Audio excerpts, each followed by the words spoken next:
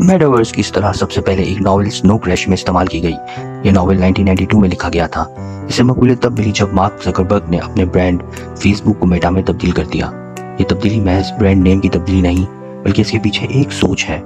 वो सोच क्या है, मेटावर्स क्या है, ये हम जानेंगे इस वीडियो में। मेटावर्स ऑगमेंटेड रियलिटी और वर्चुअल रियलिटी का एक कॉम्बिनेशन है।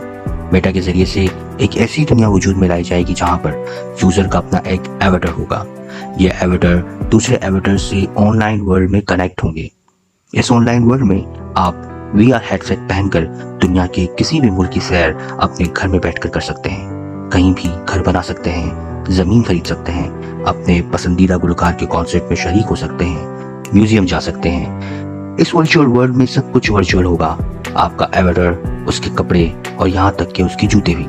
गुची और नाइकी के अलावा बहुत सारी कंपनियां अपनी वर्चुअल मसनूआत की फरोख्त के लिए मैदान में आ चुकी हैं। ये वर्चुअल वर्ल्ड एक ऐसी दुनिया होगी जहां इंसान अपने लिए एक दूसरी जिंदगी तख्लीक करेगा। एक ऐसी जिंदगी जिसमें वो सब कुछ मुमकिन होगा जो इस हकीकी दुनिया में नामुमकिन है। तो क्या आप इस दूसरी जिंदगी के लिए तैयार हैं?